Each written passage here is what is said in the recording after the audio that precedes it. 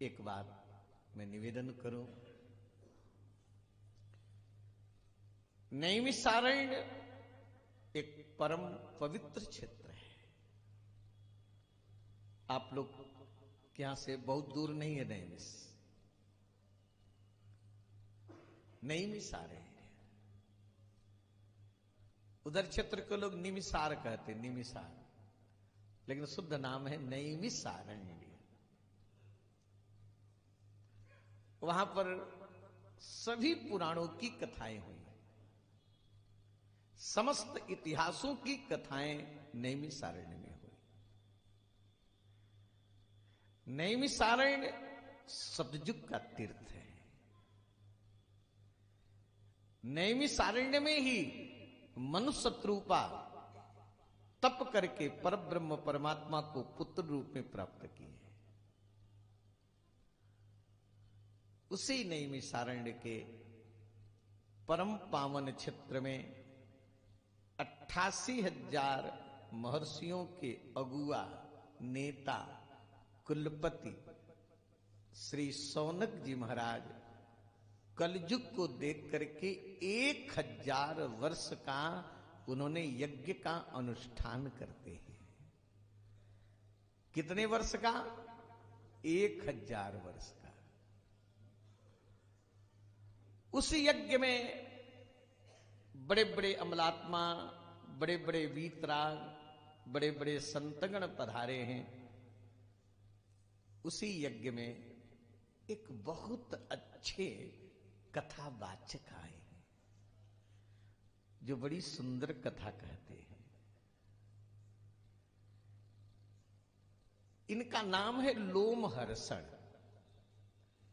जो कथावाचक जी हैं, कथावाचक जी के पिता का नाम है लोमहर्षण। हाँ, संभाल लेना। उनके पिता का नाम लोमहर्षण है। इनको सूत जी कहते हैं। इनका नाम लोमहर्षण इसलिए पड़ा कि जब कथा कहते थे तो इतना प्रेम में डूब जाते थे, इनके सारे रोए खड़े हो जाते थे मारे प्रसन्नता में, इसलिए इनका नाम लोमहर्षण पड़ गया। उन्हीं के पुत्र हैं उग्रश्रवा।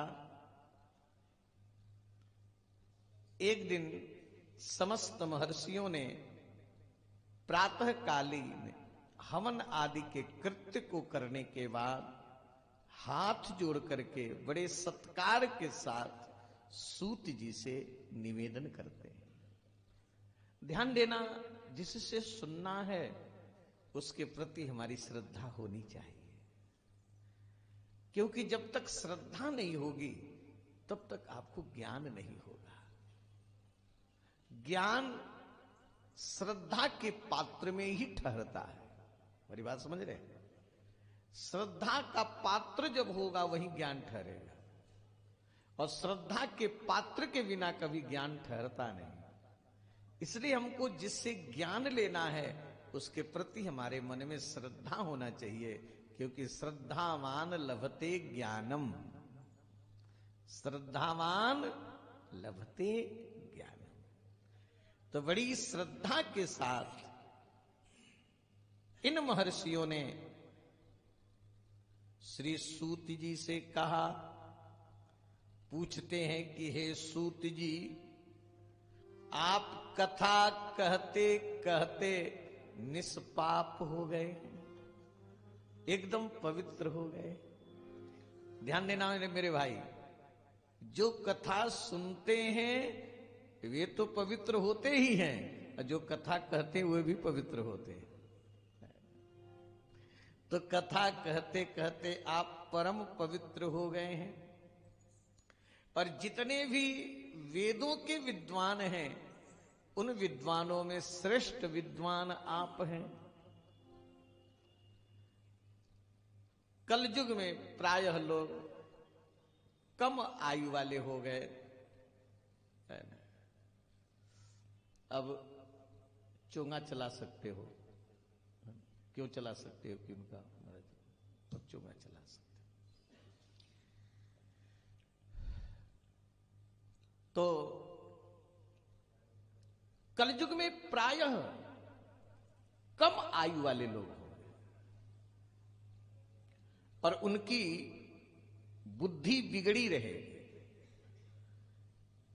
ऐसे लोगों का कल्याण कैसे होगा, आप बहुत विचार करके कल्याण का मार्ग बतावें। यहां पर श्री सौनकादिक महात्मा सूत जी से 6 प्रश्न करते हैं। इसी 6 प्रश्नों के ऊपर ही पूरी श्रीमद् भागवत की कथा है। तो पहले प्रश्न आप लोग सुन लो। जो विद्यार्थी प्रश्न समझता है वही उत्तर बढ़िया लिखता है।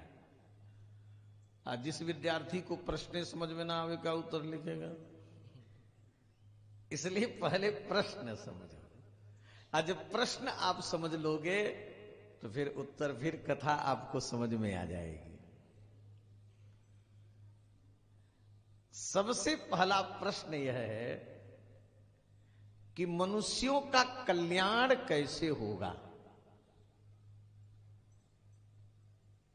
मानव मात्र का कल्याण, मनुष्यों का कल्याण कैसे होगा? मनुष्यों का कल्याण किसमें है ना? ये पहला प्रश्न है। दूसरा प्रश्न यह है कि परमात्मा का अवतार किस लिए होता है। और तीसरा प्रश्न है कि परमात्मा के अवतार कितने हैं। और चौथा प्रश्न है कि परमात्मा अवतार लेकर के करते क्या हैं। और पांचवा प्रश्न यह है कि समस्त शास्त्रों का सार क्या है। और छठा प्रश्न यह है कि धर्म के रक्षक जब परमात्मा चले जाते हैं तो फिर धर्म किनकी शरण में जाता है। ये कितने प्रश्न हो गए? 6। इन 6 प्रश्नों को सुन करके सूत जी बड़े प्रसन्न हुए। सूत जी प्रसन्न इसलिए हुए कि इन 6 प्रश्नों में कहीं भी सौनकादिक महात्माओं का कोई निज स्वार्थ नहीं है।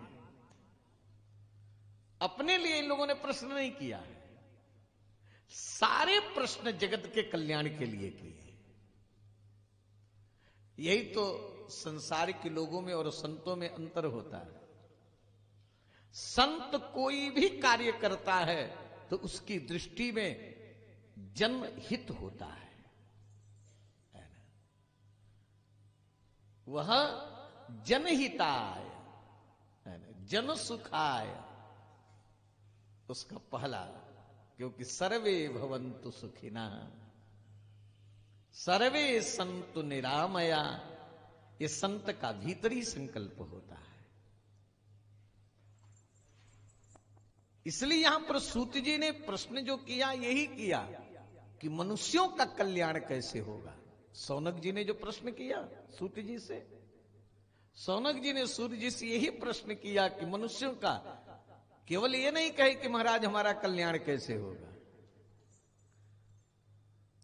तो सबके हित का प्रश्न सुन करके, सर्वश्रेष्ठ प्रश्न सुन करके श्री सूत जी बड़े प्रसन्न हुए। सूत जी ने कहा कि सबसे पहले मैं आपके प्रश्नों का उत्तर तो दूंगा, लेकिन उत्तर देने के पहले मैं अपने गुरुदेव के चरणों की वंदना कर लूं। गुरु चरण की वंदना, गुरु चरण का आश्रय लेकर के ही हम आपको, आप लोगों को कथा सुनाएंगे। सूत जी के गुरुदेव हैं श्री सुखदेव जी महाराज। तो सूत जी सुखदेव जी की वंदना 2 श्लोकों में किए हैं।